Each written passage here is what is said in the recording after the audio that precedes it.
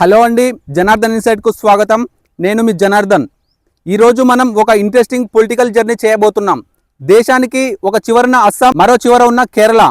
ఈ రెండు రాష్ట్రాల అసెంబ్లీ ఎన్నికల డీప్ డైవ్ అనాలిసిస్ ఈ రోజుటి మన టాపిక్.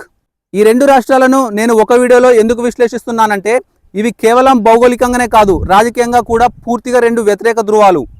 అస్సాంలో ఎన్డీఏ బలంగా ఉంటే, కేరళలో లెఫ్ట్ మరియు కాంగ్రెస్ కూటముల మధ్య అసలైన పోరు ఉంటుంది.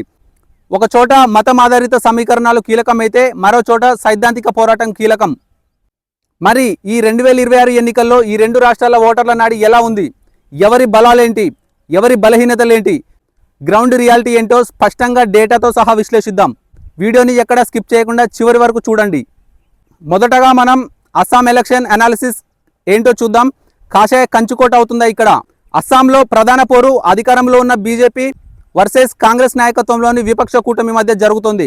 ఇక్కడ ప్రధాన ఆకర్షణ ముఖ్యమంత్రి హిమంత బిశ్వ శర్మ. ఆయన వ్యూహాలు అస్సాం రాజకీయాలనే కాదు, ఈశాన్య రాష్ట్రాలన్నింటినీ ప్రభావితం చేస్తాయి. మరి ఇక్కడ కీలకమైన సమస్యలేంటి? ఒకటి, డీలిమిటేషన్. ఇటీవల అస్సాంలో నియోజకవర్గాల పునర్విభజన జరిగింది. దీనివల్ల కొన్ని సామాజిక వర్గాలకు ప్రాతినిధ్యం పెరిగింది, మరికొన్నింటికి తగ్గింది. ముఖ్యంగా ముస్లిం మెజారిటీ స్థానాల స్వరూపం మారడం ఈ ఎన్నికలపై తీవ్ర ప్రభావం చూపుతుంది. రెండవది చూసుకున్నట్లయితే పౌరసత్వ సవరణ చట్టం అమలు. ఈ చట్టం అమలుపై బెంగాలీ హిందువుల్లో సానుకూలత ఉన్న స్థానిక అస్సామీలలో కొంత ఆందోళన ఉంది. దీన్ని కాంగ్రెస్ ఎలా వాడుకుంటుంది అనేది కీలకం. నెక్స్ట్ చూసుకున్నట్లయితే అభివృద్ధి వర్సెస్ సంక్షేమం. ఒకవైపు ఇన్ఫ్రాస్ట్రక్చర్ డెవలప్మెంట్, మరోవైపు ఓరునోదోయ్ లాంటి డైరెక్ట్ క్యాష్ ట్రాన్స్ఫర్ స్కీమ్స్ బీజేపీకి పెద్ద బలం. నెక్స్ట్ ఇక్కడ ఓటు బ్యాంకు సమీకరణాలు చూసుకున్నట్లయితే అస్సాంలో జనాభా లెక్కలు చాలా సంక్లిష్టం. మొదటిది చూసుకున్నట్లయితే అహోమ్స్ మరియు స్థానిక గిరిజనులు, వీళ్ళు అస్సాం మూలవాసులు. రెండవది చూసుకున్నట్లయితే బెంగాలీ మాట్లాడే ముస్లింలు.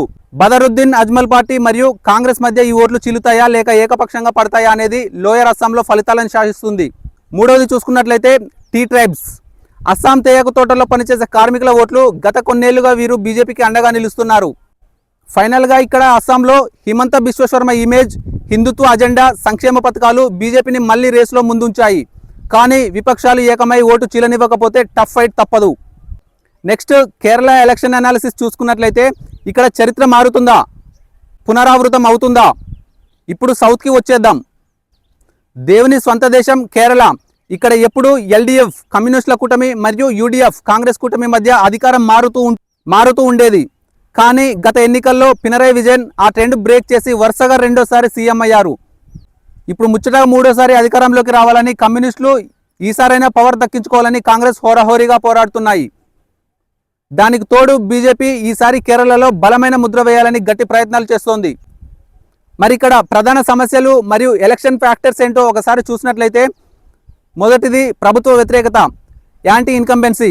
వరుసగా 2 దఫాలు అధికారంలో ఉండడం వల్ల ఎల్డీఎఫ్ ప్రభుత్వంపై సహజంగానే వ్యతిరేకత ఉంటుంది.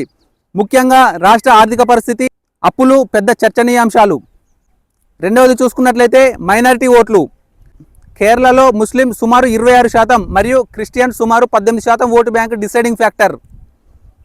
కాంగ్రెస్ కూటమికి సంప్రదాయంగా మద్దతు ఇచ్చే ఈ ఓటు బ్యాంకులో ఇటీవల కొన్ని వర్గాలను ఎల్డీఎఫ్ మరియు బీజేపీ కూడా ఆకర్షించే ప్రయత్నం చేశాయి. మరి ఇక్కడ కొత్త సమీకరణాలు ఏంటి? ఇక్కడ ఎన్డీఏ ప్రభావం ఏంటో ఒకసారి చూద్దాం. గతంలో కేరళలో ఖాతా తెరవడానికే ఇబ్బంది పడిన బీజేపీ ఇప్పుడు త్రిశూర్ లాంటి ప్రాంతాల్లో క్రిస్టియన్ కమ్యూనిటీతో సత్సంబంధాలు పెంచుకోవడం ద్వారా కొన్ని పాకెట్స్లో కింగ్ మేకర్గా మారే అవకాశం ఉంది. ఎల్డీఎఫ్ యూడీఎఫ్ మధ్య ఓట్ల శాతం తేడా కేవలం 1% నుండి 3% మాత్రమే ఉంటుంది. కాబట్టి బీజేపీ చీల్చే ఓట్లు ఎవరిని దెబ్బతీస్తాయి అనేది కేరళ భవిష్యత్తును నిర్ణయిస్తుంది.